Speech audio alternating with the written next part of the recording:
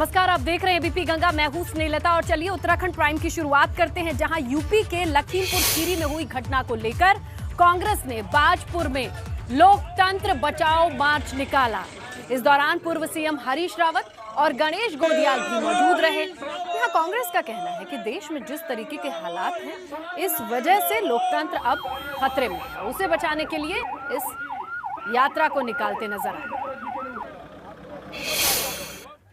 पहले कानून बना करके लोगों की आवाज को कुचलो, यदि तब न दब सके आवाज, तो गाड़ियों से कुचल करके उनकी आवाज को दबाने का काम करो। तो ये लोकतंत्र के लिए बड़ा चिंताजनक पहलू है और उत्तराखंड में तो इसका और खतरनाक रूप दिखाई दे रहा है। लोकतांत्रिक शक्तियों जो आंदोलनरत हैं, उनकी आवाज को दबाने के लिए राज्य भर में रासुका लगा दिया। और प्रधानमंत्री नरेंद्र मोदी ने ऋषिकेश एम्स में ऑक्सीजन प्लांट की शुरुआत कर दी है। पीएम ने ऋषिकेश दौरे की 4 तस्वीरें जो हम आपसे साझा कर रहे हैं, किस तरीके से नई योजनाओं का लोकार्पण शिलान्यास किया, आप समझिए। पीएम मोदी का सीएम धामी ने अभिनंदन किया। मुख्यमंत्री ने प्रधानमंत्री को शॉल और पुस्तक भेंट की। इसके साथ ही प्रधानमंत्री मोदी ने मुख्यमंत्री धामी को शाबाशी दी। वहीं एक और तस्वीर देखिए, जहां पर प्रधानमंत्री ने ऑक्सीजन प्लांट का लोकार्पण किया है। और अन्य राज्यों पर बर्फीली चोटियों से लेकर तो प्रधानमंत्री मोदी ने ऋषिकेश एम्स में ऑक्सीजन प्लांट का लोकार्पण कर दिया है और रिमोट का बटन दबाकर ऑक्सीजन प्लांट का लोकार्पण किया। इसके साथ ही प्रधानमंत्री ने एम्स से ही वर्चुअल माध्यम से देश भर के मेडिकल कॉलेजेस और हॉस्पिटल्स में बनाए गए 35 ऑक्सीजन प्लांट का वर्चुअल लोकार्पण भी किया। तो देखिए, पीएम केयर फंड से तैयार हुआ ये बेहद अहम और खास तस्वीरें सिर्फ उत्तराखंड के लिए नहीं, बल्कि पूरे देश के लिए। 35 जगहों पर एक साथ ऑक्सीजन प्लांट का उद्घाटन। हम सभी जानते हैं कि कोरोना के दौरान ऑक्सीजन की किल्लत किस तरीके की तस्वीरें आई, वो पूरे देश ने झेली। जाहिर है ये ऑक्सीजन प्लांट शुरू होने से बहुत बड़ी राहत मिलेगी। प्रधानमंत्री मोदी ने इस बात का जिक्र किया। चलिए आपको दिखाते हैं कि पीएम के संबोधन की क्या खास बड़ी बातें रही।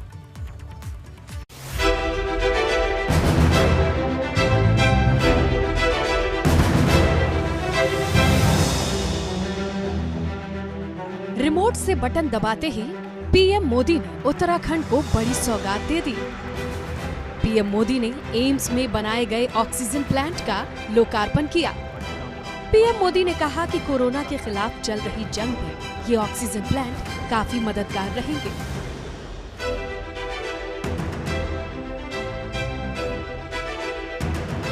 देश और दुनिया में दिन रात जहां से भी संभव हो, वहां से oxygen plants, oxygen tanker arrange किए गए, स्पेशल ऑक्सीजन ट्रेन चलाई गई, खाली टैंकरों को तेजी से पहुंचाने के लिए वायुसेना के विमान लगाए गए। अपने संबोधन में पीएम मोदी ने कहा कि उन्हें उत्तराखंड आने पर नई ऊर्जा मिलती है। यहां आकर एक नई ऊर्जा मुझे मिलती है। भाइयों और बहनों, योग और आयुर्वेद की शक्ति से जिस क्षेत्र ने जीवन को आरोग्य बनाने का समाधान दिया है, वहीं से आज देश भर में अनेक नए ऑक्सीजन प्लांट्स का लोकार्पण हुआ है। उत्तराखंड में ऑल वेदर रोड का भी जिक्र किया। पीएम ने कहा कि इससे देवभूमि की सूरत बदलेगी। 4 धाम को जोड़ने वाली ऑल वेदर रोड पर काम तेजी से चल रहा है। 4 धाम परियोजना देश और दुनिया से आने वाले श्रद्धालुओं के लिए बहुत बड़ी सुविधा तो बना रही है। गढ़वाल, और कुमाऊं के चुनौतीपूर्ण क्षेत्रों को भी आपस में जोड़ रही है। उधर प्रधानमंत्री ने कहा कि उत्तराखंड में रेल और एयर कनेक्टिविटी बढ़ाने पर जोर दिया जा रहा है। ऋषिकेश कर्णप्रयाग रेल लाइन से भी उत्तराखंड की रेल कनेक्टिविटी को और विस्तार मिलेगा। सड़क और रेल के अलावा एयर कनेक्टिविटी को लेकर हुए कार्यों का लाभ भी उत्तराखंड को मिला है। देहरादून हवाई अड्डे की क्षमता को 250 पैसेंजर से बढ़ाकर 1200 तक पहुंचाया गया है। पीएम मोदी ने कहा कि जल जीवन मिशन के तहत उत्तराखंड के हर घर तक स्वच्छ पानी पहुंचाया जा रहा है। पानी की कनेक्टिविटी को लेकर भी उत्तराखंड में आज सराहनीय कार्य हो रहा है। इसका बहुत बड़ा लाभ यहां की महिलाओं को मिलना शुरू हुआ है। उनका जीवन और आसान बन रहा है। 2019 में जल जीवन मिशन शुरू होने से पहले उत्तराखंड के सिर्फ 1,30,000 घरों में ही नल से जल पहुंचता था। 1,30,000 घरों में। आज उत्तराखंड के 7,10,000 से ज्यादा घरों में नल से जल पहुंचने लगा है। वहीं पीएम मोदी ने उत्तराखंड सरकार के वैक्सीनेशन अभियान की भी तारीफ की। यहां राज्य सरकार के प्रभावी मैनेजमेंट की वजह से उत्तराखंड भी बहुत जल्द 100% पहली डोज का पड़ाव पूरा करने वाला है। और इसके लिए मुख्यमंत्री जी को, उनकी पूरी टीम को, यहां के हर छोटे मोटे सरकार के साथियों को मैं हृदय से बहुत बहुत बधाई देता हूं। पीएम मोदी कोरोना के खिलाफ हिंदुस्तान की जंग का जिक्र करते हैं। पीएम ने कहा कि कोविड वैक्सीन की 93 करोड़ डोज लग चुकी है। जल्द ही वैक्सीनेशन का आंकड़ा 100 करोड़ के पार पहुंचने वाला है। एबीपी गंगा के लिए ऋषिकेश से विनोद कुमार की रिपोर्ट।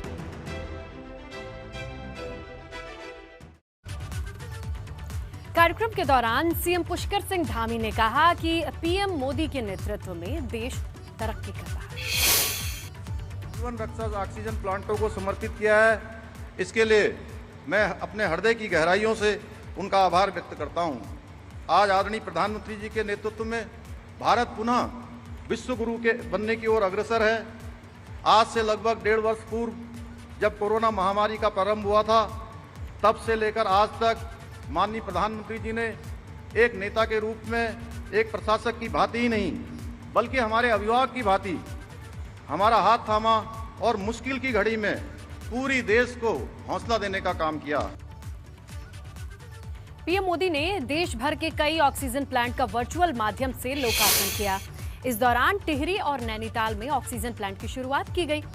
बौराड़ी अस्पताल में ऑक्सीजन प्लांट की भी शुरुआत हुई, तो वहीं नैनीताल के बीडी पांडे अस्पताल में भी ऑक्सीजन प्लांट का शुभारंभ हुआ।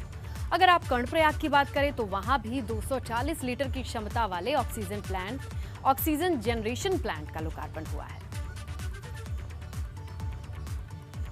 तो इधर पीएम मोदी के ऋषिकेश दौरे को लेकर आम आदमी पार्टी सवाल उठा रही है। आम आदमी पार्टी का कहना है कि पीएम मोदी ने अपने संबोधन में किसानों का जिक्र तक नहीं किया।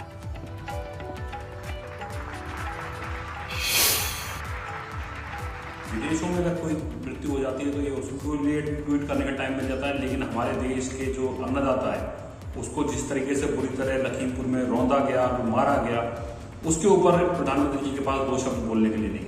हमारा ये मानना है कि देश पहले, अन्नदाता पहले, किसान पहले, उनको देखना चाहिए। तो जॉलीग्रांट एयरपोर्ट पर नए टर्मिनल की शुरुआत होने जा रही है। इस नए टर्मिनल पर उत्तराखंड की संस्कृति की झलक दिखाई दे रही है। कल केंद्रीय मंत्री ज्योतिरादित्य सिंधिया इसका उद्घाटन करेंगे। सबसे बड़ी बात कि 12 गुना कैपेसिटी बढ़ जाएगी यात्रियों के ठहरने की, और ये विस्तार का एक बेहद अहम पड़ाव है। चलिए अब 70 के संग्राम की बात कर लेते हैं। आज बात होगी शिक्षा नगरी रुड़की की। रुड़की विधानसभा से अभी प्रदीप बत्रा विधायक हैं, जो पिछले 2 टर्म से विधायक बने हुए हैं। मगर इस बार जनता का मूड क्या है, आइए इसी की बात करते हैं।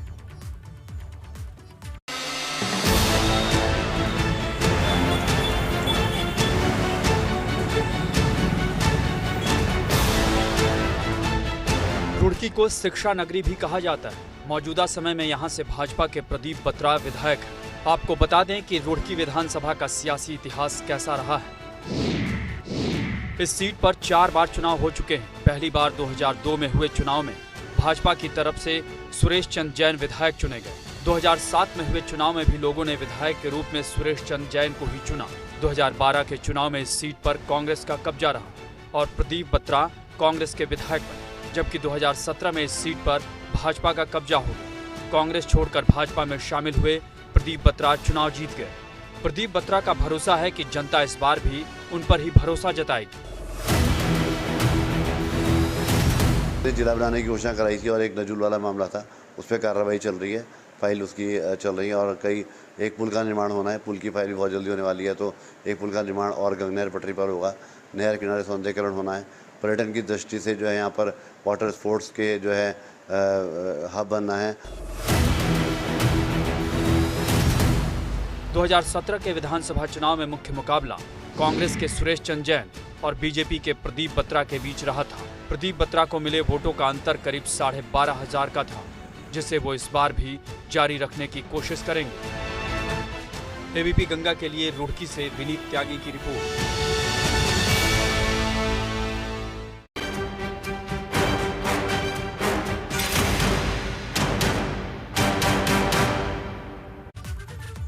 बिल्कुल, ये 70 का संग्राम है। अब आपको दिखाते हैं कि रुड़की से विधायक प्रदीप बत्रा का रिपोर्ट कार्ड क्या कहता है।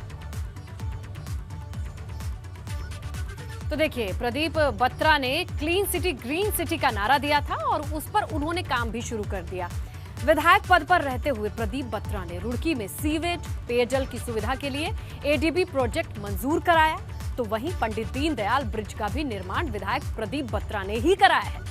मगर विधायक को लेकर जनता की मिली जुली प्रतिक्रियाएं सामने आई हैं। लोग कहते हैं कि विधायक ने काम तो बहुत कराए हैं, लेकिन बहुत कुछ काम अभी भी होने बाकी है। रुड़की से विधायक प्रदीप बत्रा दावा कर रहे हैं कि उन्होंने अपने विधानसभा क्षेत्र में विकास के काफी काम कराए हैं, मगर विपक्षी पार्टी कांग्रेस इस पर सवाल उठा रही है। लगातार लोगों के आयुष्मान कार्ड बनाना, लोगों के लिए मुख्यमंत्री राहत कोष से फंड दिलवाना, गरीब लड़की की शादी के लिए गौरी कन्या धन, और जो कोरोना में हमारे भाई लोग चले गए हैं उनके बच्चों के लिए वात्सल्य योजना में लाभ दिलवाना। तो लगातार सेवा केंद्र सेवा चल रही है और ये कार्य मैं समझता हूँ कि हमारी टीम जो है बहुत सुचारू रूप से कर रही है और लोगों को इसका लाभ भी मिल रहा है। बिल्कुल जो है उनके जो काम है वे घटिया हैं, और जो शहर के अंदर उन्होंने डिवाइडर लगाए हैं, जो शहर के अंदर फुटपाथ बनाए हैं, वो बिल्कुल धन का दुरुपयोग है, जनता की गाड़ी कमाई का दुरुपयोग है। आपने बीटीगंज के अंदर देखा कि बीटीगंज के अंदर जो जनता रहने वाली है वो नहीं चाह रही थी वहाँ पर टाइल्स लगवानी, लेकिन वे टाइल्स वहाँ लगवा के ऊंची बना दी गई, सबके घरों के अंदर पानी भर गए। तो मौजूदा विधायक और विपक्ष को आपने सुन लिया। अब आपको दिखाते हैं कि रुड़की की जो जनता है उनके बीच बड़े मुद्दे क्या हैं। तो ये मुद्दे आते हैं नेहरू स्टेडियम का सौंदर्यीकरण। ये ना होने से जनता के लिए मूड खराब होने वाला एक एलिमेंट है। हालांकि सीएम धामी ने अभी पिछले दिनों ही इसे मिनी स्टेडियम बनाने की घोषणा की है, मगर वो घोषणा कब पूरी होगी ये नहीं कह सकते हैं। इसके अलावा नजूल की भूमि का मामला भी जनता के लिए बड़ा मुद्दा है। शहर में जलभराव की भी स्थिति है। हाउस और वाटर टैक्स भी एक बड़ा मुद्दा है।